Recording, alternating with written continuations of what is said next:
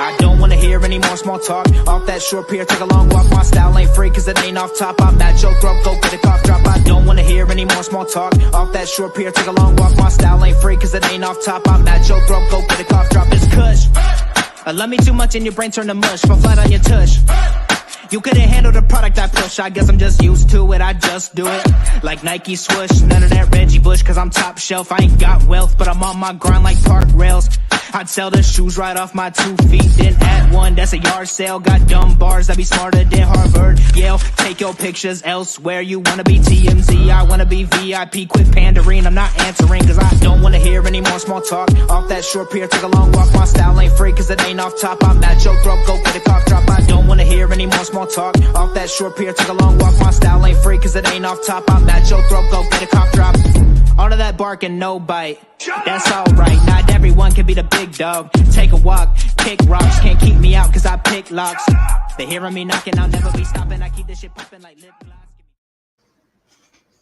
What is going on, everyone? Welcome to your Thursday night edition of Unscripted, live here on Facebook at Unscripted, also live on the ASAP Network. All sports, all plays. Go check them out. They've got a ton of top-tier, high-quality content. I'm your host, your producer tonight, Logan Landers, and joining me is my boy, my guy. What's going on, Pride?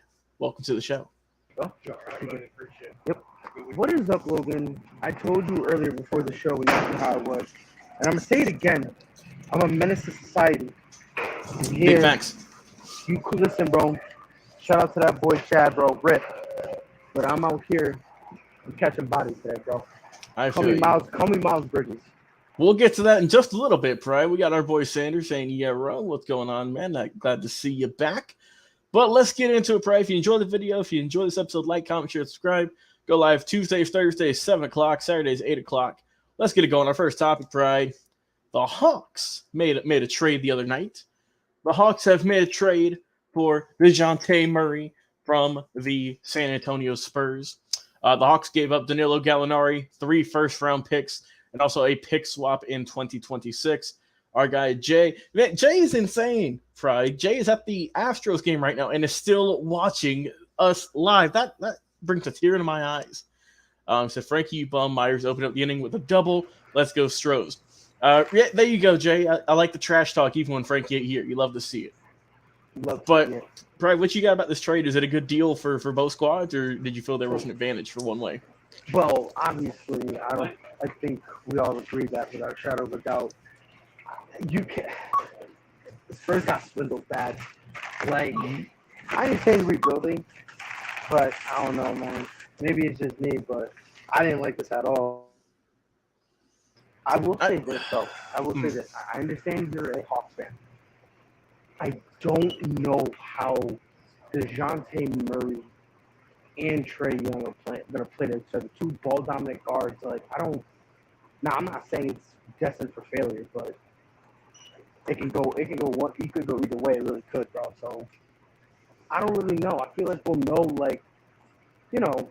20 games in, and we'll be comfortable, and then we'll be able to see. Yeah, we'll see how they can do. Sanders saying, Jay, he said, "F the bum Stros." Yeah, it's I like the trade, man. I don't think I feel like the Spurs could have gotten a lot more, honestly. Gallinari is a vet. He's not a bad player. They were doing it mostly just for the 3 draft picks. The Hawks honestly didn't really even need because they're already young enough. So they get a guy who just had a great season last year, over 20 points averaged, close to 10 assists, 8 rebounds as well, and a handful of steals. Got all-star honors also. I think that, like you said, give it some time to gel. Murray's been in the league for a little bit longer, but I like this trade overall for the Hawks. Like I said, they didn't give up much. They didn't really need the draft picks all in all, and they got another a reliable shooter and a reliable playmaker with Trae Young now that they've kind of been looking for. Plus, they didn't have to give up John Collins, which you would have thought that's who the Spurs should have gotten. But hey, I'm cool with just giving up Gallinari all in all. And that's the part that really kind of blew my mind. Like, you got a guy in John Collins who's telling you, I don't want to be here. Like, John Collins has made it clear multiple times, I don't want to be here. Like, I'm unhappy with how I'm being utilized. Mm-hmm. So with all of that, I would have expected the Spurs to go after him. Right. That's what I would have expected. You know what I mean? Like, you know. Also too, Gallo was on an expiring contract. He makes around $21.5 million this year, and then he'll be gone. But I mean, so the Spurs, like I said, they got those 3 picks. You know, they're probably going to be middle of the road, right? They're not going to be top 5 picks by any means necessary, but 10 to 20 maybe, depending on how the Hawks do. And you gave them up for an aging vet, and you just gave up your 25-year-old all-star. That's I don't know what the Spurs are doing, man. I don't know. And I get it, because a lot of people are saying, like, the picks. I mean, we don't know how those picks will turn out. And that's the thing. Well, then again, it's a risk that you take. You know what I mean? Yeah. So it's the risk you taking, and you hope and pray. They already got mock drafts out for the next class, bro. Like, bro, the draft was just 1 week ago. Dude, like, Summer League hasn't even been here yet. So plus two, the Hawks got a good deal, because if this doesn't work out, Murray's only on a 2-year deal. It expires in 23-24. So I mean, you're not stuck with him for a long time either, in case he just doesn't pan out. So I think it works. Yeah. Right. It's not like he's got like 6 years left or something crazy like that. Right. It's not like, and I know we're going to get to this, but it's not like the Kevin Durant contract where you're getting him and you have to deal with him regardless, exactly, for like 4 years. So, like I said, I don't know how DeJounte Murray and Trae Young are really going to gel. I don't. I mean, I think you could make it work, but I don't know, man. You got 2 dogs like that, man. It's going to be interesting. It's going to be fun to watch, though. I think that they could really hit their stride. I really do. Oh, and that's the thing. Like, look, and this is what I think. I think 20 games in, they're both going to be struggling. Everyone's going to say blow it up, and and Logan, we're saying this now. Give it time, right. Because ever since he's came in the league, Trae Young has had a green light, do whatever you want. The same thing with DeJounte. Well, I don't want to say when he came in the league, but the last 2 years, he's had a green light. You see what I'm saying? So now you put those 2 guys together, it's going to be interesting. It's going to be rough in the beginning, obviously. Give them a little bit of time. Like I said, 20 games, we'll be able to see some improvement and see where they go from there. But listen, whether it's successful or it bombs, it's definitely going to be entertaining because they got a young team, like probably one of the youngest teams in the league. And like I said, I think they're like, in terms of age, they're like in the top 5 in terms of youngest. Yeah, I would definitely go with that, because I mean, Gallinari was one of the older players, and so actually, no, he was the oldest. If not, about to say, if not the oldest. Yeah, I know Capella's probably up there, because Capella's been late for about 10 years, I think. But a little less, but Capella's not even 30. Really? Okay, he got drafted super young then. Yeah, he's not. I don't think he's 30. Someone fact check me on that. If I'm wrong, I'm wrong. That's it. Where's our stat guy, Dustin Reset? We need him on the squad right now. Let me see. Looking at just ESPN right now, like I said, this doesn't say if they're free agents or whatnot, but currently the oldest player on the Hawks. Oh, here we go. Lou Williams, 35. So there you go. Oh, I forgot they had Lou Will. Yeah, I forgot they had. Yeah, so Lou Williams is 35. Gorgie Dang is 32. And then Capella. Because you're on it. 28. So he's almost it. Okay. Yeah, he's almost okay. Yeah, and then Bogdanovich, so nice you named him twice. He's 30. He's 29, pardon. I like it. All right, let's keep it moving. Yeah, but all in, I think we can all agree the Hawks won this trade, and the Spurs are just, I guess, going to keep. It's weird. It's weird, right? The Spurs have pretty much been rebuilding since Kawhi left. Back in 2015, 16, and they still haven't really gained much traction like we kind of all thought they would. But here's the thing, because I thought by now, Greg Popovich could have gotten a star there. The fact that he hasn't been able to kind of shows you that. It also kind of hurts too, because I mean they had DeRozan, right, and we all know he had a really good year this year, and he just, I don't know, man, he just couldn't get it going with the Spurs. I don't know. I wouldn't say he couldn't get it with the Spurs, because he went to a new level when he got to Chicago. He went to that next level. No debate, but I think the reason why he went to that next level was when he got there, he was kind of this is just me. I always felt like DeMar DeRozan was desperately trying to play like a superstar. Yeah. in Toronto, and I think he always thought he was. Then when he got traded to the Spurs, he felt like I got a chip on my shoulder. I got to prove that I'm a great player. When he got to Chicago, his mentality, in my opinion, changed. He didn't. He went to a guy from I need to prove I'm a star or a superstar to I'm hooping. Whatever happens, happens. Like I'm gonna go out Yeah. there. I'm a ball because and you see it too. Like the way he balls with more confidence. You know what I mean? Like a different swagger than he's balled ever in his career. And I just think it comes down to him. Like I'm not worried whether or not you call me a superstar or not. I'm just putting up numbers regardless. Right. Some of that pressure got lifted off of him, and that just kind of elevated his game. All right, let's keep it moving. Like I said, we got a lot of basketball talk tonight, so we'll come back to it in just a second. Let's talk some baseball, some MLB standings right now. We're going to start off in the National League, kicking it down west. We got in last place the Colorado Rockies, 33-43. The Diamondbacks, 34-42. The Giants have a bit of an iffy year, 40-34. We don't know how good they were last year. The Padres are having a better year, 46-31. And interesting too, Pride, that's without Tatis still. He still has yet to play. Yep.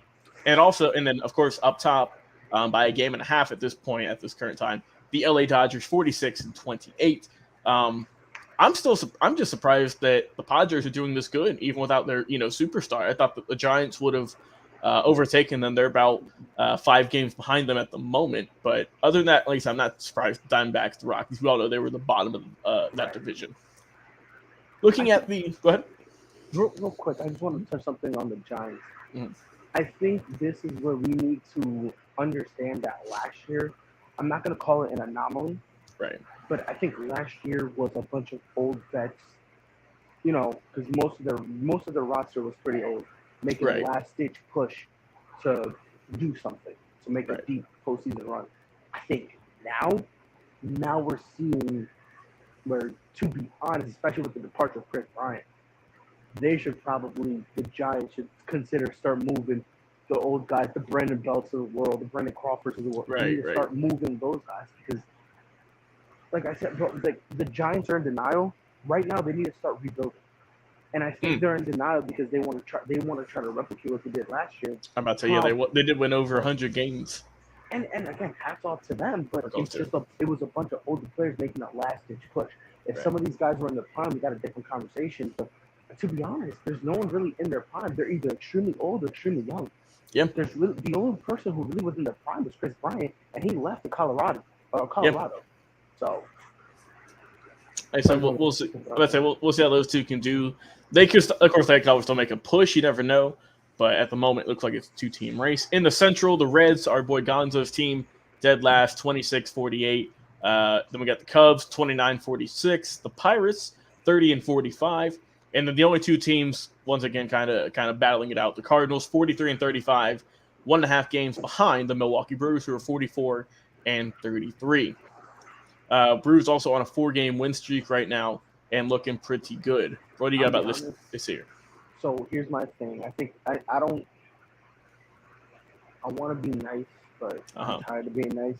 I've lost all faith with the Milwaukee Brewers. We've been saying the Milwaukee Brewers have been here. They are the Utah Jazz of the MLB. We've been saying for what? How long have they had Christian Yelich? Couple of seasons. Maybe 3, give or take. 3 seasons? Nah, more than that. Really? It's been longer? Hold on, let me check real quick. I got you. Check for me. Yelich has been with the Brewers since 2018. So, about 5 years? 4 or 5 years, yeah. Yeah, because I was about to say, look, they got Christian Yelich, and they were like, oh, yeah, it's a good pickup. And then the year after they got Christian Yelich, everyone was like, this is a championship team. And here we are. So I have no faith in the Milwaukee Brewers at all. So also, too, Yelich has not had a good season since his first 2 years, right? We all know he won the MVP. He almost won back-to-back years. But since 2020, he's struggled pretty heavily. Obviously, the COVID-shortened year, he hit 205. Last season, he played in only 117 games. He only batted 248. And then this year, he's played in 74, but he's only hitting 252. So just the averages is way down. That's hurting him. But I think the Cardinals take this, but the only way the Cardinals do is they got to improve their away record right now. 19-19, you can't be having that, especially whenever September comes. You got to get better on the road. But like I said, I think the Cardinals could overtake them any day now. And I'm with you, to be honest with you. I am, because the Cardinals, you need to win road games. Right. You need to win road games. So I do expect them to make some adjustments. Because the thing is, honestly, I don't even think it's players that they need to move on from. Nah. I just think it's like a mentality thing they need to do. So if they can do that, there'll be a problem. But it's going to be tough for them. Yep. And then the National League East, we have the Nationals very bottom, 29-49. The Miami Marlins 34-40. The Philadelphia Phillies 39-37. 8 games behind. The Braves 44-32, 3 games back, and the Mets out first 47-29, leading the division. I mean, I think the Braves had the best record in all of baseball in June. I'm going to finish it off with, I believe, 21 wins in 30 total days. So you can't get much higher than that, I think. And then for the Mets, I mean, the Mets been doing it all year. I mean, they've been consistent. But, hey, man, they've lost 3 in a row. The Braves ain't looking too hot right now. They're going to lose tonight to the Phillies. But the Phillies they're still just hanging on by a thread, aren't they? That's kind of been what the Philadelphia Phillies have been doing ever since they got Bryce Harper. Pretty much, yeah. Hanging on by a thread. Honestly, if I'm Philly, there's some questions I have with my roster. And the main question they should be a lot better than this. They should be either in the Braves or the Philly spot, or the Braves or the Mets spot. They shouldn't be in third. Not with that roster. Which then kind of brings it up. Why do you have all this talent and you're struggling? Right. Jay said the Astros on the board. We'll get to the Astros in a minute, Jay. Hold on. So yeah, I mean, and I think whenever we had Philly Sports Guy on not too long ago, he'd mentioned that the offense is fine, right, in terms of Realmuto and Harper and Castellanos, all those guys. But it's the pitching that causes them issues, he said. In terms of run differential, they're only plus 30. They've scored 356. They've given up 326. So, I mean, that ain't that great. Not at all. And like I said, they're a team that is surprisingly struggles at home, only 19-19, so just above 500 in that regard. Or right at 500, actually. Really, it's a shame, but that just goes to show you can have all the talent in the world. Mm-hmm. It won't always work out for you in the long run. So, right. But yeah, I still expect this to be a 2-team race with the Mets and Braves pretty much the whole season. As long as the Braves can keep healthy, I mean, obviously with Ozzie going down and whatnot, and some other guys struggling on the team, it's that's why we're still a few games back. But they made a really good push this month, so lift to my spirits, some pride. All right, let's move on. We're gonna save Jay's division for last since he's wanting us to talk about him. I'm gonna talk about your league, Pride and Frank East, the AL East. Baltimore dead last. Surprisingly, they're not doing horrible as some people I thought. 35-42, only a few games back of 500. Tampa Bay struggling a bit this year, 40-34. Toronto 42-33. Right above them is the Red Sox, 43-33, and then kind of taken away with the division, 13 games ahead. The Yankees 56-20. Pride, you're a Boston boy. What you got so far this season? Well, we're starting to get extended. So we're starting to play like we actually know what baseball is. Right. So, I'd say you're 8-2 in your last 10, so you're starting to hit a good streak. Right. Look, my thing, and I said this earlier, I like our offense. I think our offense is good. There were a couple guys who I needed to step up. Right. And, they're starting to do it. Trevor Story's looking like the guy that we paid. He's starting to look good. The pitching is starting to get it together, too, to an extent. Now, right. Still need some work. Definitely need some work, but I will say this. I will say this. I believe we have one of, if not the clutchest pitching staffs in all of baseball. Mm-hmm. Because I will say this right now. 5-5, if it's a 5-5 game, 4-3 game, if it's a close game, our guys ain't scared. Right. So I'm liking that. Only problem I don't like is them putting us in a situation where we got to average, 5 runs to be competitive. So And I mean, plus too. I mean, the Yankees have been the hottest team in the best team in baseball. Tremendous home record, and their pitching staff, especially their bullpen, has really been lights out this year. Of course, who cares? Who cares? I was about to say we ain't gonna say too much, but Nah, Yankees you're gonna get best Frankie in record here. in baseball. Can't take that away. You're gonna get Frankie in here from this. I morning, know, he I like, know. I saw Yankee to Frankie this morning. I got sick of it Oh, already. speaking of which, here he is. We all know Jay loves to talk early, and then what happens at the end. He said, "Pride, we win tonight. We own New York." No, I will say this because me and Jay were talking about this, and I do think if they have a very impressive this stand that they had, because I think it was the Yankees they played, then the Mets. Now they're playing the Yankees again.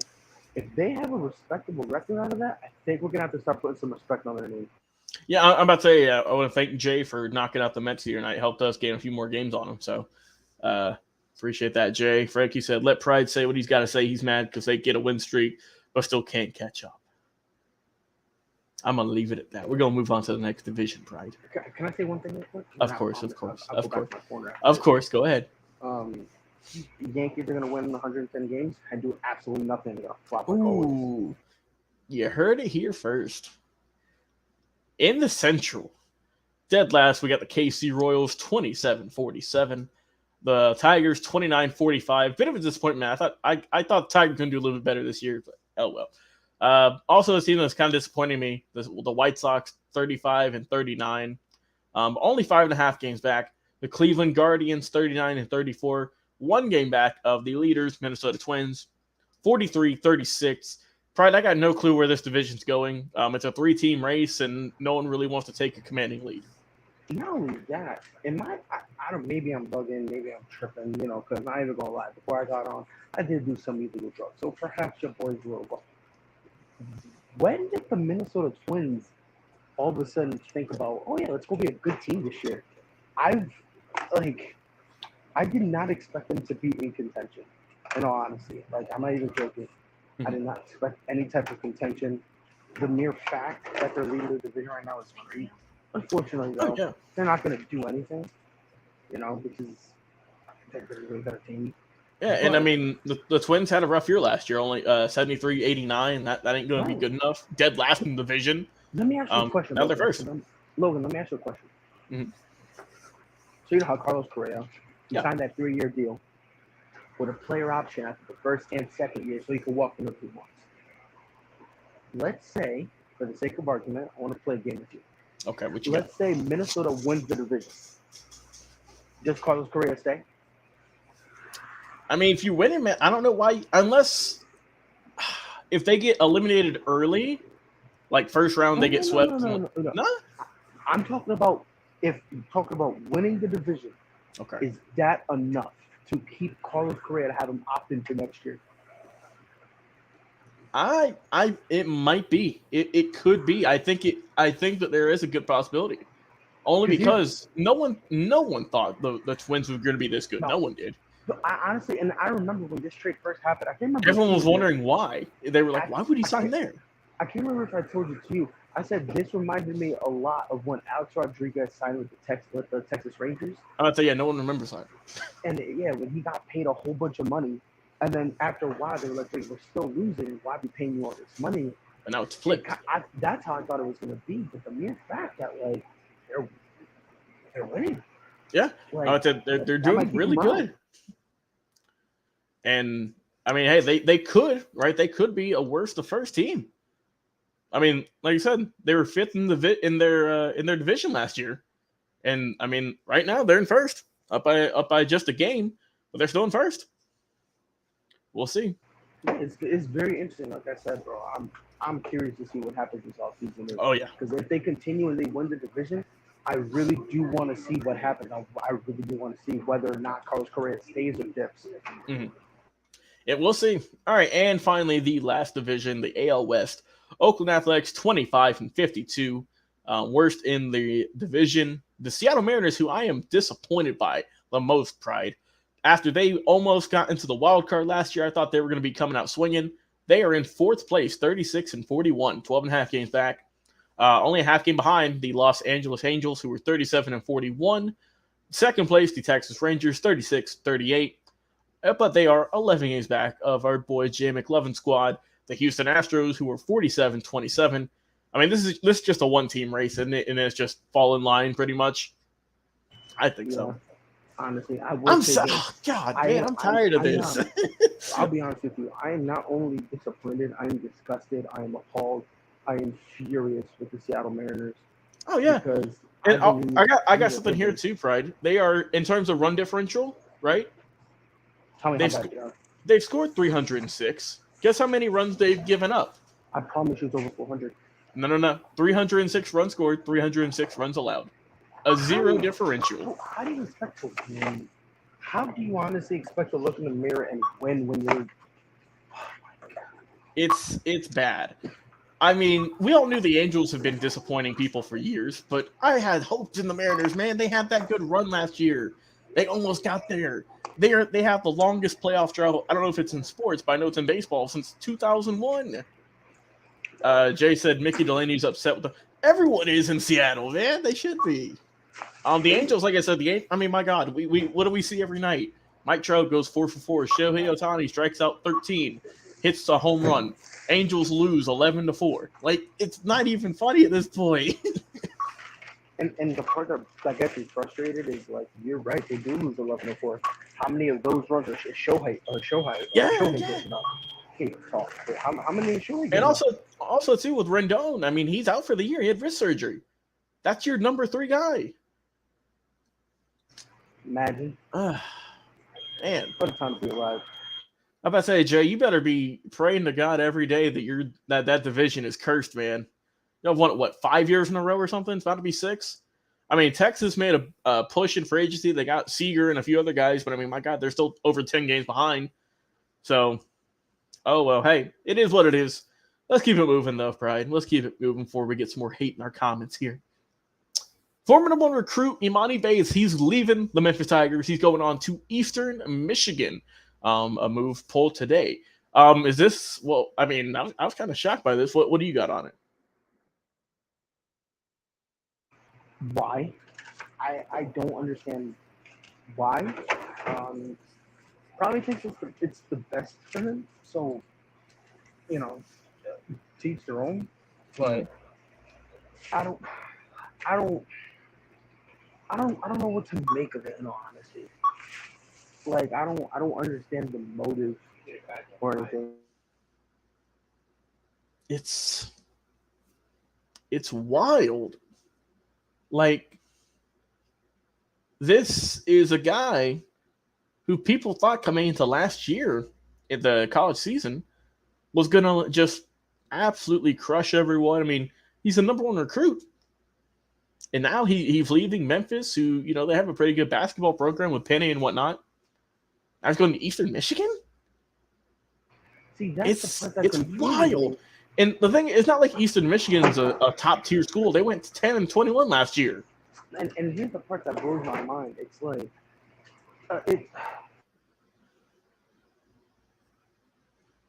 the part that really blows my mind is they're leaving Memphis.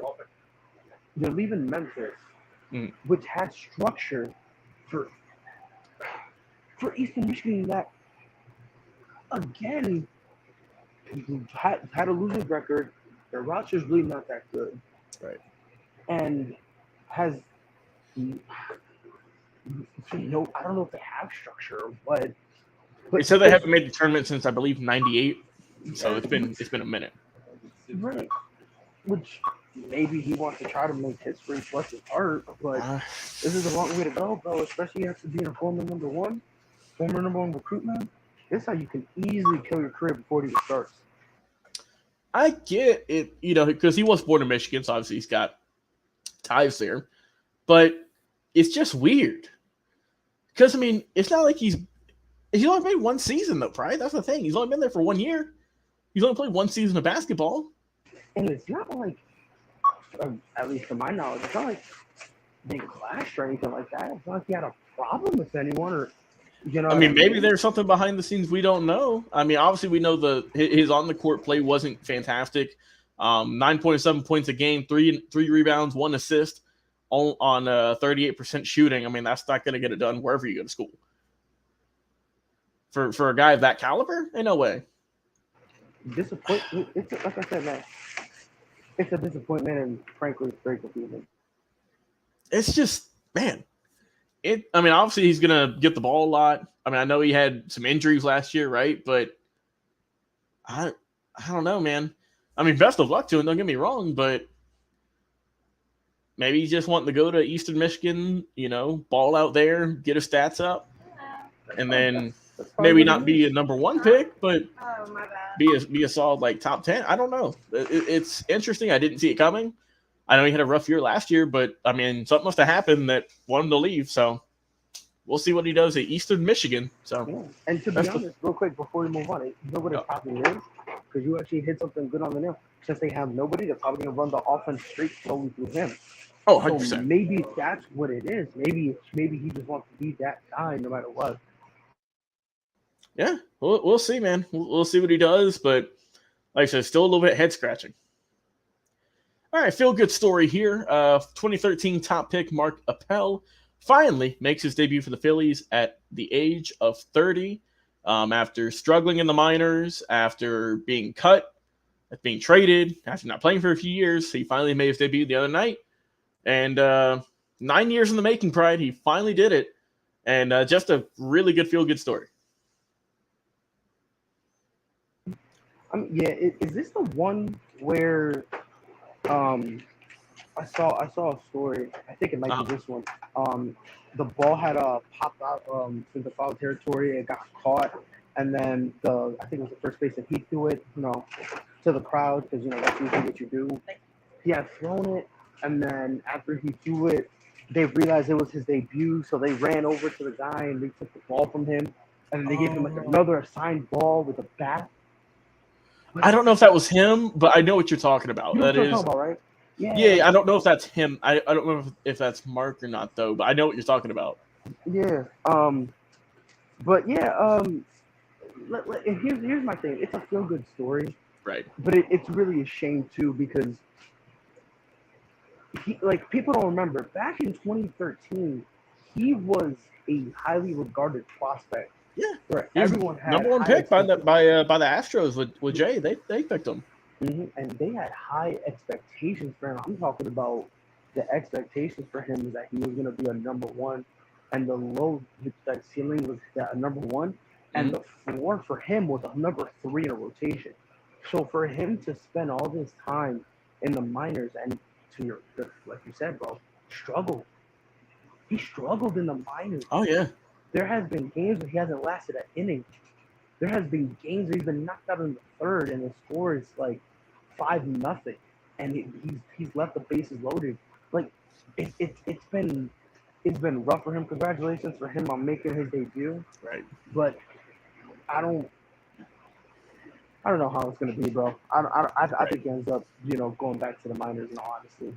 And the thing with this is he's the oldest number 1 pick to ever make his debut.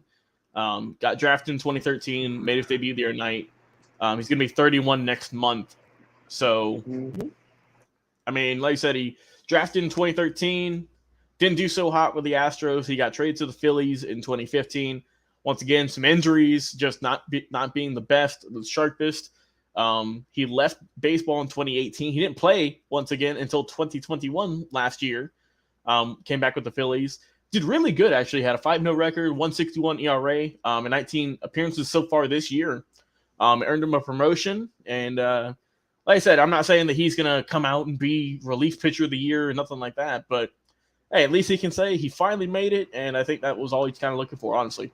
I mean, probably that way he would be able to say it and, be able to close that chapter in his life. Right. You know what I mean? Because sometimes, this is something that people don't realize. A lot of minor league players, sometimes that's all they want. They just want the opportunity for them to be able to close that chapter in their life, to be able to say, you know what, it didn't go out, but at the bare minimum, I can say I had an opportunity and I gave it my all, and So maybe that's what it is with him. He just wants the opportunity, so that way he can have closure in his life. Because there's a lot of guys that they'll go on shows and whatnot, like minor leaguers who just never, they were never able to get it, and then they ended up giving up on their careers, and so they go back and they're like, man, I just wish I gutted it out, just so that way I got that closure in my life. Right. And I mean, to be fair, he finally got it right. He made it to the big leagues. Did pretty solid last night, and I think he pitched an inning. And we'll see how long he can stay up in the big leagues. But yeah, congrats. Like I said, he made his debut. Good for him. All right, Miles Bridges. Boy, oh boy. Probably talking about fumbling bags. This is the definition of it. Someone who potentially, right? We don't know. I haven't checked in a minute, but potentially could have gotten a max deal from the Hornets. Got arrested the other night for domestic violence in Los Angeles. Charged with a felony. And what are your thoughts on this, man? What have you read about it? So the stuff that I heard on it is interesting. So let me choose my words carefully. So long story short, what ended up happening. Logan, go ahead. You go first. Yeah, go. All right. So he was arrested about 2 p.m. Wednesday, booked in jail about 5:30, got released later that night on about $130,000 bond, and he got court on July the 20th. So whenever anyone gets arrested for domestic violence, whether it's MLB and NFL, NBA, whatever, everyone's got to know, what happened, who caused it, yada yada yada, and we're still waiting for details. Like, this is only about a day old. And not that many details that came out about it, but obviously was the worst timing for him. On the eve of free agency, was the best player last year for the Hornets. And, I mean, let's be real here, Pride. The Hornets have not had a good string of luck lately with their players. With now Bridges getting arrested for this. Montrezl Harrell, we all know, got arrested, and he's facing drug charges. For having a lot of weed in his car. So it ain't looking too good for Charlotte. And for Miles, like I said, we don't know all the details quite yet. But I mean, hey, whatever's in the dark comes out to light, or whatever it is they say. So let me just give because here's the thing. I do not know if what was accused of him was true. I don't know. I don't know if Miles Bridges really put paws on Shorty and all. We don't know this. All we know is that he was arrested, he turned himself in, and he was released. That's all I'm gonna say is this. If he really did it, he is by far the dumbest dude on God's green earth. Yeah. This was the only chance he's ever gonna get to get anything close to a max contract. If this is true, he is by far the dumbest guy I've ever met in my entire life. And I don't even think it's close. Because, again, he's not even a max player. Was on the verge of getting a max contract. Yep. And if this is true, for you to do this, like you opened it, Logan, this is the definition of fumble your bag. Mm-hmm. With Dennis Schroeder, he bet on himself. Right. So, yeah, it ended up, shooting him in the foot. But he bet on himself, Right. And sometimes you take a risk and it doesn't pay off, and that's what happened with Schroeder. But for Bridges, I mean, he might have just cost himself a lot of money. And a lot of legal issues to boot, right? And here's the thing, and this is the sad part about it. Let's say he didn't do it. Let's say there. If this takes long enough, he might still not get the max because everyone else is going to be spending their money. And I think the thing that is going to be easier for Charlotte is he's a restricted free agent as opposed to unrestricted, right? So he can, even if someone gives him some money, whoever it may be, Charlotte can match it. Well, So and that's what Charlotte's gonna do. Charlotte's just gonna match because what they're doing is they told him, look, we're not paying you max because in our opinion, you're not worth it. You can go and explore free agency. What we're gonna do, and again, Charlotte's doing the smart thing. and now that list of teams is probably more than likely, I would guess, dwindled last day or so. 100%. So 100%.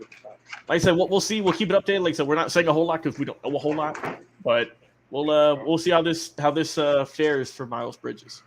Mm-hmm. All right, Pride. It's our favorite time of the night. We're talking some wrestling before our final topic. Blood and Guts AEW special TV show last night. Let's talk about it. We'll go down the match card and just give some brief thoughts. Opening match, we had All Ego Ethan Page and Orange Cassidy going at it. OC got the win after after a Superman punch and a body slam, right? So Orange punch, educate yourself. Yes, Orange punch. Yes. So what were your thoughts on this? Solid match. I enjoyed it a lot.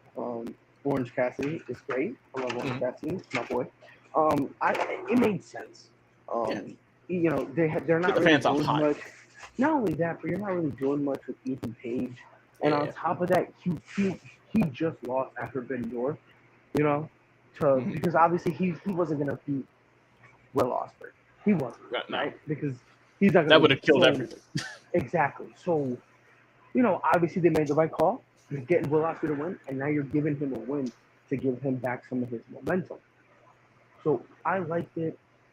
Solid match. It was, in my opinion, not a bad opener.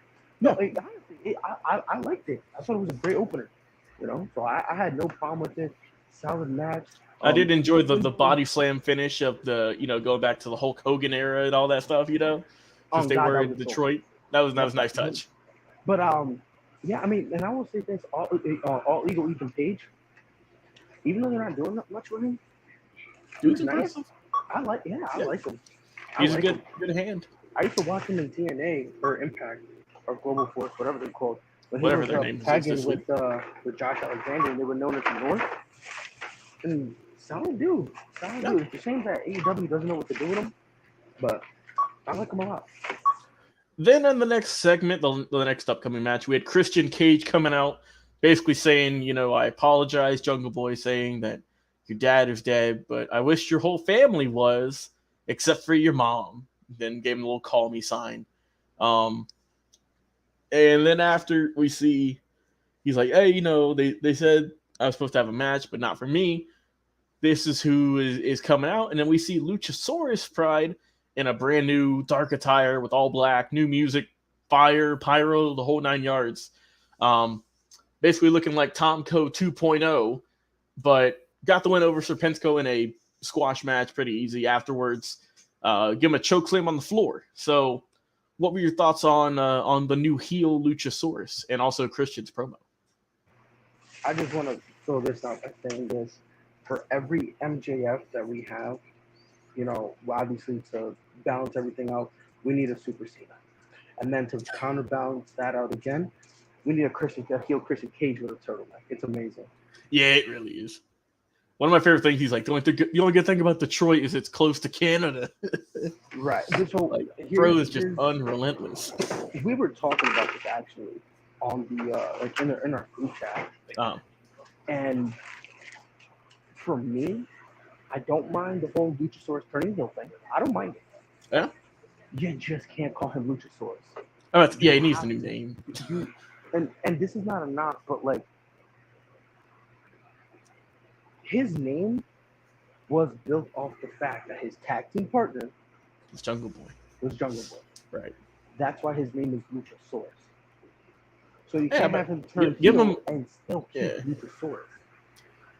I'd say just give him a new name or something.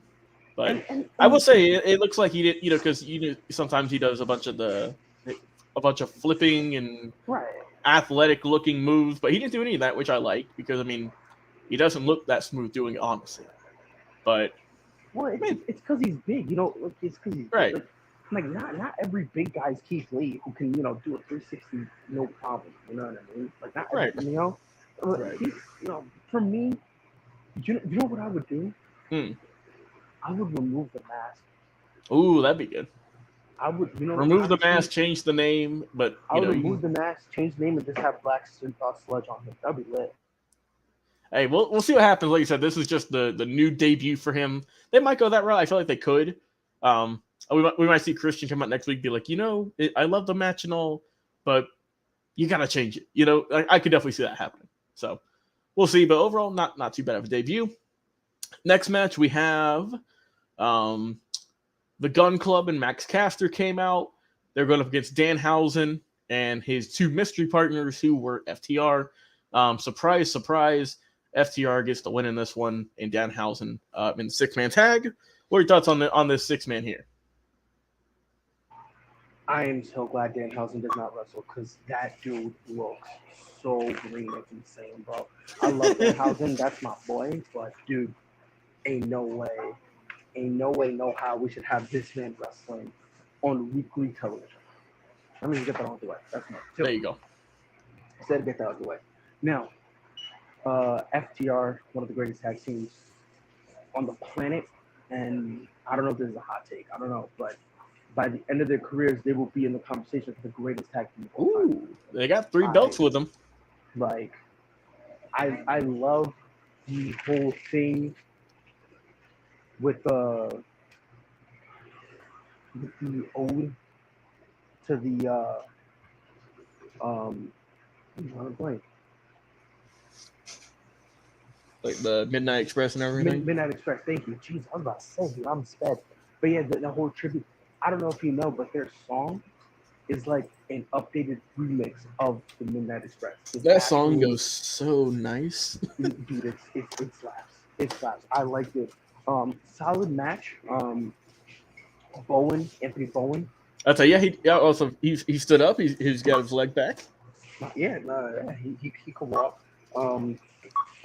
However, this is a question I have because I want to get your thoughts on it. It seems like Billy Gunn is turning on his kids. Yeah, kind of. In case no one saw it, Bowen came in and he basically was trying to. I think was it Danhausen he tried to hit? No. Yeah, he tried to hit Danhausen. Yeah. Yeah, and that's. But he tried to hit one of them. And he missed. And he ended up hitting. Which one was it? I think Austin.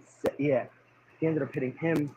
And that cost him the match. Yeah, they ended up breaking down and kind of having a little argument, confrontation, whatever the case may be. And then Billy Gunn basically pushes his sons.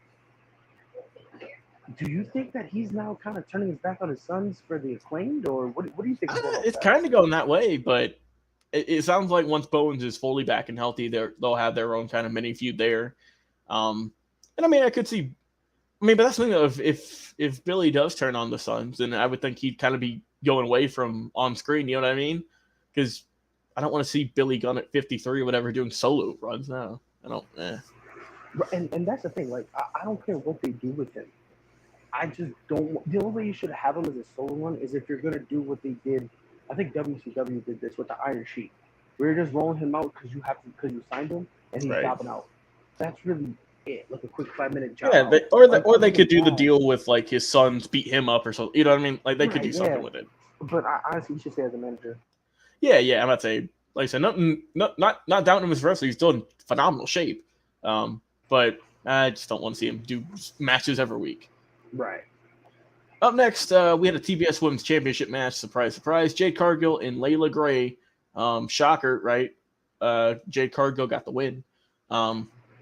Afterwards, Stokely Hathaway came out, brought down Chris Statlander and Athena. They both got beat up by Jade, Kiera, and then, it looked like Layla might be joining Hogan and all of them, right? And Cargill and the baddies, but you never know. And also, Red Velvet is injured, so that's why she went there at the show.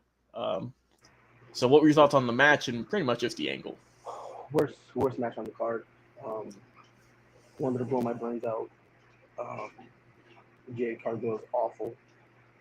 Malcolm Bivens is how I refer to him for the rest of my life. Malcolm Bivens is carrying her so bad. Because it's to the point that I watched the match for the after promo that he drops. That's how you know you're horrible. That's our boy. That's how you know you're bad. Like, at least back when he was at NXT, at least when he was with Roderick Strong, Diamond Mine, I wasn't waiting for Ivy to finish so that way I could listen to Malcolm. Like, I wasn't waiting for Roger Strong to finish Right. that list of matches, But Like I said, they're still trying to figure all this out, but it was, like I said, you could probably go through and skip this part here. oh yeah, I'm 110%. All right, and then like I said, short, not a short show, but very short on matches. Main event time had like an hour left in the show. Blood and Guts, BCC versus the JAS. So we had, of course, Moxley, we had Claudio, we had Santana, Ortiz, Yuta, and Kingston go against Jericho, Parker, Bernard, Hager, Garcia, and Sammy. So what an insane match there was. Shattered glass, thumbtacks, steel chairs, kendo sticks, tables, the whole 9 yards. You had Claudio doing swings on top of the cage. You had Sammy Guevara falling off the cage through a table. I mean, you had a bunch of blood. It was beautiful. It was fun to watch. What did you think of this, Pride? I thought it was great. I enjoyed it. There's a lot to go through. So much. There's so much that happened. It was nuts. I enjoyed it. It was a great match, in all honesty. What I kind of liked is, obviously, they gave everyone a spot, but it was a perfect combination. If you needed technicality, they had technical spots there. Then they had, obviously, straight up brutes. Right. I think it was Eddie Kingston who went in when he went in the ring, he had a kendo stick, and he was you just backhanding people. and with the kendo stick, and I'm like, this is me playing as Darth Vader back in the day, bro. Like, I'm just walking and just beating them up. everyone, just beating up all the stormtroopers with the lightsaber. I liked it. I enjoyed it. It was a nice touch that it looked like, because on commentary, Taz is asking William Regal the entire time, hey, Eddie Kingston and Claudio, they hate each other. Right. And like William Regal was like, okay, we hate the Jericho Appreciation Society even more. Right. So we're all good. You know what I mean? So right. I like that, but I liked how in the beginning Eddie Kingston went up to Claudio and was like, hey yo, we're good. Right. It's all good. Like that. Right. I honestly I like that. And the same thing at the end of the match when on top of the, the cage where he tried to pick him up and he was like, nah, my back. And then after a while when he was ready, he let Claudio pick him up. I thought that was nice. Yeah, it was a good match. There's a lot to go through. Check it out definitely if you have some time. I like the stare down with Hager and Claudio, right? Going back to their We the People days. The fans chanting it too. You had Ty Conti get absolutely destroyed by Ruby Soho on the outside. And there was just so much to go through. Go watch it. It was a fun show. Great main event. And it's looking like Claudio and Eddie are going to be going at it now for their next feud, which that's going to be phenomenal. Can't wait to see that. Yeah, but honestly, I think the feud they're going to build it on, which honestly, this is how I would do it. It'll be more of a look. In order for us to move on, we got to fight each other. Yeah, I think kind of like with how Moxley and them did it. Exactly. Which makes sense. Exactly. I think it'll be the same exact way. Even though Eddie's not in the Combat Club, it's still just he's there to move on, right? Just to be able to move on. Because I that's where I think it'll be, and honestly, I think that's the best way to do it because Eddie Kingston always goes out talking about respect. He was like, hey, if I gotta earn the respect, I don't care. But CM Punk, when he had his feud with CM Punk, he was like, I'm gonna earn the respect whether you like it or not. Same thing with Jerry. Every time he faces someone, he always goes around. Yeah, he always talks about, look, I'm gonna earn respect whether you like it or not. So, especially with the beef they have, I think it'll be perfect. Brad, am I crazy for saying this, or do you think that Eddie Kingston should be world champion the next year or two? What do you think?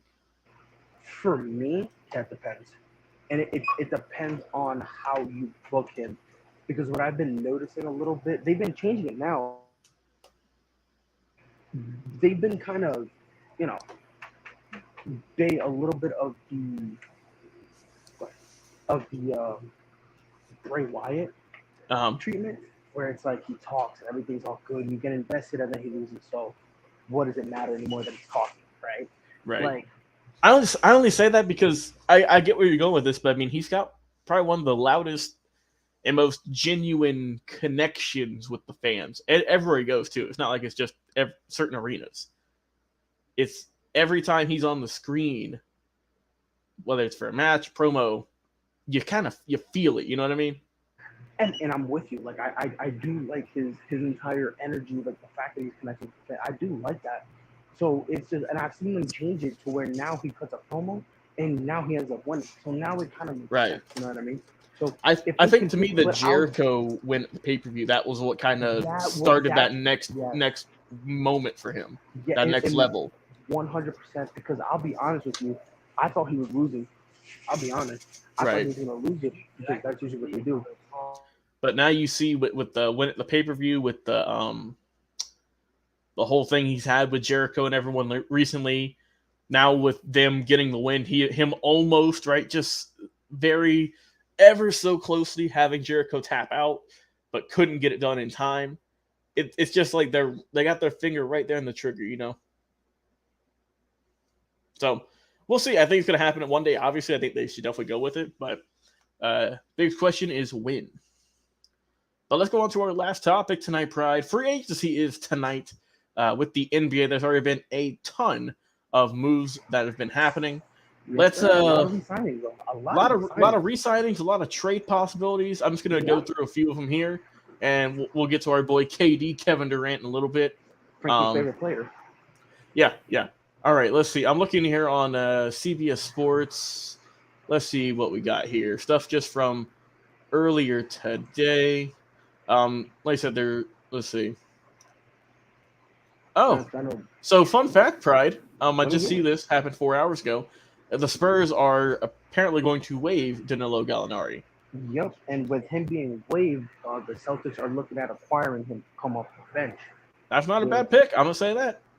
Honestly, especially him being waived, coming off of the bench. I mean, pick him up on a respectable contract, and we'll be all right. So, I don't mind the pickup at all. I mean, I just do think it's gonna be rough because he doesn't play defense. So. Right. Honestly, definitely just a score. That's it. Right. So I don't know if it'll matter or not, to be honest, because of how stacked we are defensively. Yeah. I think Lisa just get another shooter off the bench, and I think that'll be fine. Like I said, and I said this earlier, we just need a big man to relieve some of that pressure off of Al Horford, because you cannot expect Al Horford to ball out. You can't have him do everything, for God's sake. Come on. All right, let's keep going here. Some guys who have signed some extensions. Like I'm just kind of going up in order here. Jokic, we know he signed one. I think the richest contract in history. Well deserved. Yeah. Devin Booker, he's about to sign one because these are all verbal commits. It also says John Morant and Kat are also pretty much going to sign as well. Mm-hmm. Which not surprised by any of those. No, not at all. Okay. So we'll get to Durant and Irving at the very end there. Oh, here's a good one, Pride. I kind of forgot about. Jalen Brunson planning on signing a 4-year, $110 million deal with the Knicks. Would you pay that much money for Jalen Brunson? Yes or no? What's going on, Rob? I don't. Oh my God! I'm gonna be honest with you. 4 years, $110 million. No, that is by far the ain't no. No, ain't no way. No. I think the Knicks definitely overpaid this. Not definitely. We need 100%. We need something more than definitely, bro. It is by far the dumbest contract you can possibly come up with. And again, I'm not even trying to be rude. I'm not trying to be mean, but no. But this is a classic. This is a classic case of someone doing pretty good in the playoffs, getting a giant contract. And we'll see whether or not it works out. But most of the time, they don't do good the next season. It's not going to work out because, again, a lot of his buckets come because Luka's getting double and triple. Yeah, I mean, he is going to be the number 2 player on the Knicks now with RJ, right? And at times he's going to have to be the number 1. So yeah, because wow, that's a lot of money. Congrats to him. Congrats to his agent mostly. For working out that deal. Jesus Christ. But I've been saying it though, Pride. I knew that he was going to leave Dallas since they were getting hot in the playoffs. And now Dallas just lost their second best scorer. We'll see. Let's see. Lonnie Walker, he signed with the Lakers recently. He just signed a few minutes ago. I believe a 1-year deal worth about 5-6 mil. Malik Monk left the Lakers. He is going to the Sacramento Kings. 2 years, 19 million. Why the Kings? You didn't hear? They're building something, brother. They're building something in Sacramento? Yeah, they're building something. What are they building? A landfill. Perfect. There we go. PJ Tucker signed a 3-year, $33 million deal with the Sixers. A little bit longer than I thought. I thought he only signed maybe a 2-year deal at most, but 3? No, they've been saying that from the beginning. That's why they wanted James Harden to opt out, because they wanted to give him that money. Yeah. Let's see. Victor Oladipo going back to the Heat, 1-year, $11 million deal. He averaged about 10 points last year, or 10 points in the playoffs, give or take. So he's going back. Nick Batum signing back with the Clippers. Yeah. Mo Bamba going back to the Magic, 2-year, $21 million deal. Whoa. Isaiah Hartenstein goes to the Knicks on a 2-year deal for 16 mil. Congrats for him. Here's another shocker. Pride. Portland Trailblazers. Go ahead. Oh, hold on. Go ahead. The Portland Trailblazers signed Anthony Simmons to a 4-year, $100 million extension. I hope you're trolling me. Please troll me. Please Nope. you're trolling me. This is legit. Didn't I say it?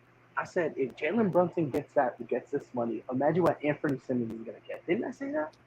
Anthony Simmons got $10 million less. Didn't I say that? Yes, sir. No. Oh. Dog, Average 17 points for about 4 assists last year, career highs. Shot 40% from 3. That is worth $100 million. Apparently so. What are we doing here? He's Apparently getting paid so. more than Luka. What are we doing here? Bobby Portis goes back to the Bucks, 4 years, $49 million, cap-friendly deal. Who cares about that anorexic Squidward? Who cares about him? Joe Ingles is going to the Milwaukee Bucks on a 1-year deal. Nice to see him back in the league. I'm surprised he didn't sell out. Or he was like, "Oh, I want to go back home and go to the Utah Jazz." Because when they traded him, that's what he was saying. He was like, "I'll be back. I promise." Not this year. Lou Dort signs a 5-year, $87.5 million extension with the OKC Thunder. Averaged 17 points last year, 4 rebounds, and one of the best defenders in the league.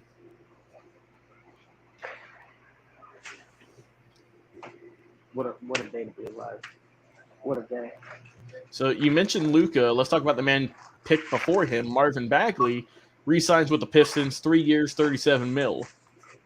See, that is the type of contract Jalen Brunson and Anthony Simmons should be getting. Yeah. That's the type of contract. So it's weird how everyone puts on their glasses, and look at, Marvin Bagley, right?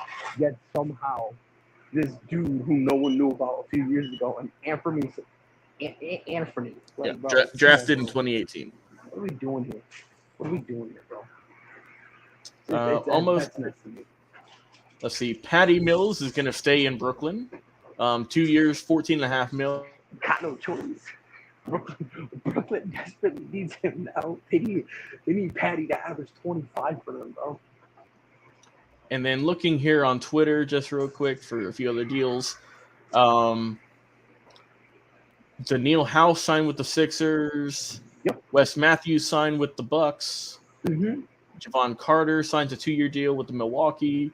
Yep. Devon Reed signs a 2-year deal with the Nuggets. Dwayne Dedman goes to the Miami Heat, 2 years, $9 million. Jashawn Tate, Rockets restricted free agent, 3-year, $22.1 million.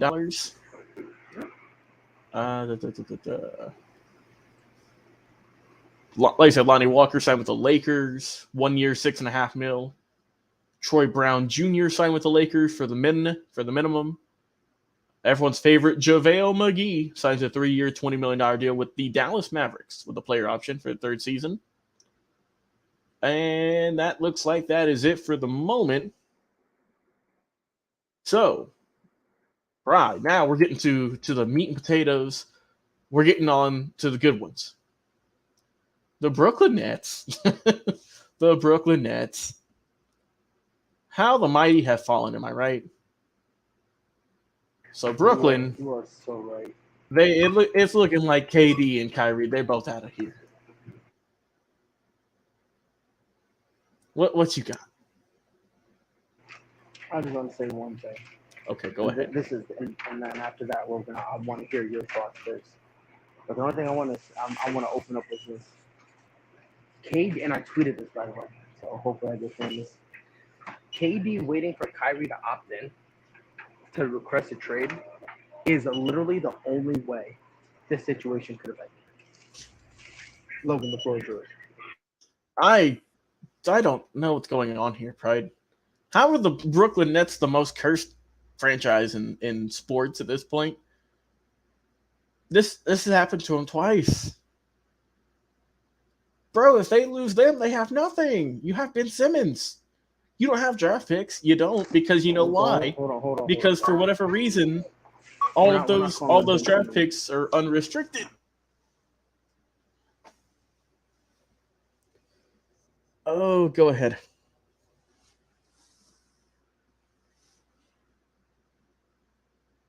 We'll go back to you. Yeah. KD's got 4 years left on his contract. And he wants out?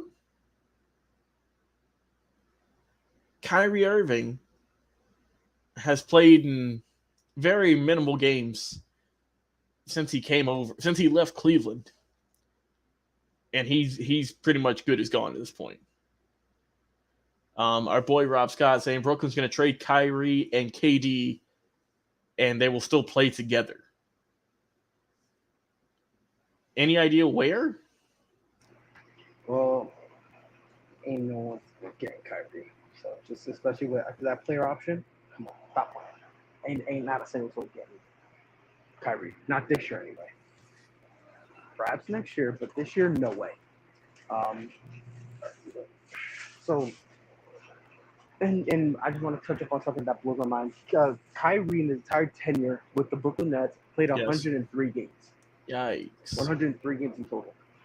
Just to give somebody a little bit of a perspective on that. Kevon Looney, the Golden State Warriors, played one more game than Kyrie this year. Hey. I'm going to say that one more time. Say it again louder. In 1 year, he has played one more game.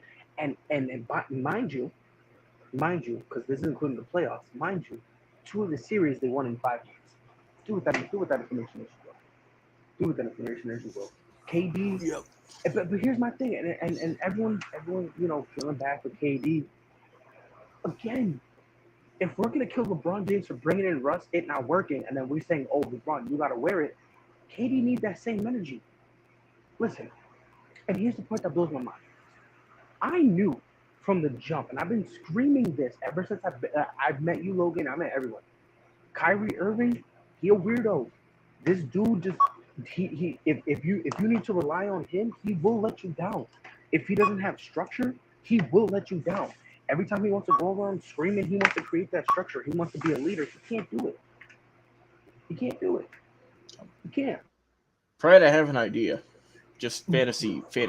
Just real quick. Let me just get this off my chest because it's funny to me. And by the way, if your fantasy is him coming back to Boston, I will kick you. It is not Boston. It is not Boston. But here's my thing, right? Because I knew Kyrie it wasn't gonna work. But you know what? What if KD goes, you don't know basketball? Because he gets sensitive sometimes. You've never played. Okay? I'll accept that. And I'll raise you this. You had a teammate who played with Kyrie and left you because of Kyrie. Why didn't you, when you saw James Harden leave, and he was like, I would rather be villainized by leaving out. I would rather be called a quitter than to deal with playing with Kyrie. And mind you, he doesn't hate Kyrie. Off the court, And James Harden said this off the court. Hey, yo, I rock with Kyrie. I be hitting him up. On the court. But playing with him, I can't play with him. So it's like, if you don't want to listen to us, that's fine.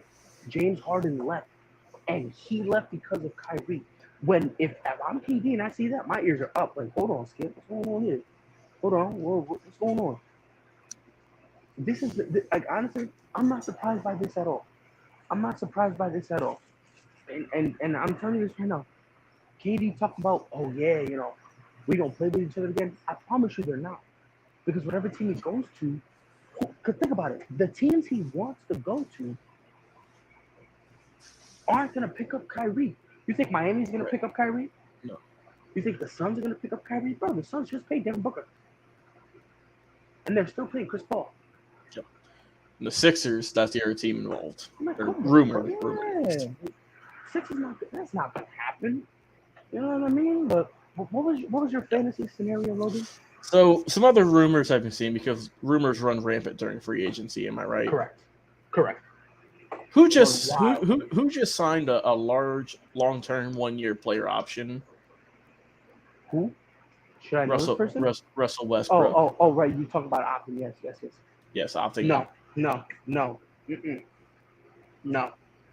Would you do this, Pride? No. I wish Frankie was here. How about you just do a straight up 1v1 trade? No. For Russ and Kyrie. If I'm the Lakers, I would. That's if you're the Lakers, that's your fantasy right there. That's because think perfect. about it. Not only does Kyrie need to rehab his reputation, how people look at him. Maybe with LeBron, his boy. Exactly. He's been on his best behavior with LeBron. And if you're Russ, you would want a fresh start. But here's the problem with that, though. See, the Lakers and Brooklyn were in talks to actually do a trade to send Kevin Durant to the Lakers. Actually, we're doing that. The Brooklyn Nets said, we're starting with THT, and we're not taking Russ. Like, Brooklyn has made that known. We're taking, like, you need to give us a package centered around THT. Under no circumstances are we going to give you KD and get Russ. Like KD is not our problem child. And I've been telling Lakers fans, the problem with the Lakers right now is they're being dumb. They want someone in the league to take their problem and then get a player that's not problematic in return. What they want to trade Russ and get they want to try to go get someone like a Damian Lillard. Like, no, you have a problem child. What are you going to get in return? They're going to have to get a problem player in return. You know? Yeah. Well, like I said, we'll see what happens the next coming hours, weeks, days, et cetera, et cetera. Free agency is great. You got to love it. There's going to be a bunch more signings between now and our next show. But now we're going to kick it to our final thoughts, Pride. What you got? What a time to be alive. What a time indeed. It is hilarious that KD waited for Kyrie to opt in. What a time to be alive, bro. Just understand in terms of like shifting stuff, you know, unless they were promised a deal, free agency is gonna drag a little bit until KD gets traded, and then you know, everyone else will pick up the pieces and whatnot. In baseball, fuck the Yankees. Astros are pieces of shit. Braves are garbage. Hey. Yeah, I'm just triggering people out here. Miles Bridges. Brian's feeling himself. Miles Bridges. I need to figure out what's going on with him, bro. Yeah, we need some more info. 100%. If there's a video that comes out, bro, he's done. He lost the only chance of a max contract he would ever have in his career. Yeah, I mean, appreciate Logan you having me here. Shout out to you. Appreciate it, bro. No, Thank you. Always love being here. And UFC 276 is this weekend. Is this weekend? There you go. So it's gonna be a banger of a card on that one, boy. Because you got you got Max Holloway and Alexander Volkanovski. I think 3. That's gonna be the co-main. Israel Adesanya versus Jared Cannonier. That's gonna be a good one. Web said free Britney. Britney should have broken the law. That's a latest update on Brittany Griner. I think it said that she might stay over there for another 6 months, something potentially. Like that. Something like that. It ain't. She ain't coming home soon. It looks like. And you know what blows my mind? You know what gets me triggered? You want to know what really gets me triggered? What? Shorty plays and makes most of her money in Russia. How you go to Russia, to a place that you go to every offseason, and you get caught, and you got the surprise Pikachu face, they locked you up. Especially considering Russia and, you know, at the time, Russia and the United States relationship was, and I'm not even trying to get political, but it was very tense. Right. So if Russia can lock up an American to try to do a prisoner exchange, they're gonna do that 9 times out of 10. 9 times out of 10, they're gonna do that. So also too, I'm looking. Her trial is set to begin tomorrow, Friday morning. At that point, it will have been 134 days since she was taken into custody. She potentially faces up to 10 years in prison if convicted. U.S. experts and officials, this is ESPN.com saying this, say Griner will be the subject of a show trial and a guilty verdict is almost a certainty. The entire exercise, they say, is a negotiation tactic to push the Biden administration into trading for her freedom. Yeah, I was about to say, they already named the prisoner that America has. They already named the prisoner that they would want to exchange. Yeah, so that's all they're really doing. Like, even if she didn't do it, they would have called her guilty. Like, she was going to get a guilty thing anyway because they do want to do a prisoner exchange. And also, I know Jay said this before talking about this, about Russia and how strict they are. Pride. 99% of Russian criminal cases ended a conviction, by the way. Yep. And you know who else has that hot? You want to know who else has that type of conviction rate? Who? China. China is another one that has that same conviction rate, where it's like over 90%. Where it's not like in America where you're innocent until completely guilty. Like, if you get accused, you are guilty. You go to jail, and then they don't even hear you out. They basically bring you in as a formality to tell you to your face, "Oh yeah, by the way, you're guilty." Yeah. Like, if I am Brittany Griner, and if just hypothetically saying, if I get out of this, I am staying in the USA as long as I can. I ain't going 100%. Overseas. I ain't going to Russia ever again in my life. I was about to say, like, I am packing up and leaving with a bag. Forget everything you got over there. And that's the part that's kind of tough on her. But that's the part that's kind of tough on her because the majority of her money is made in the Russian league. Yeah, because like you said, it wasn't like she was just visiting. She plays over there now. She hoops. That's what she makes most of her money. So that's where a huge chunk of her money. That's where she makes it from Russia. So if she can't go there, it's going to be a weird situation for her because it's like, where else is she going to go to make that money? Yeah, and then also too with obviously we'll wrap it up on this, just players and legal issues. Deshaun Watson, what was it, like 20 of the 24 women are like got paid off pretty much, and now it's looking like instead of a year-long suspension, it's the rumors are saying that it might be a 6-game suspension for him this year. What do you think? Do you think he'll get popped for anything, or do you think it'll just kind of? You talking about Deshaun? Yeah. I don't.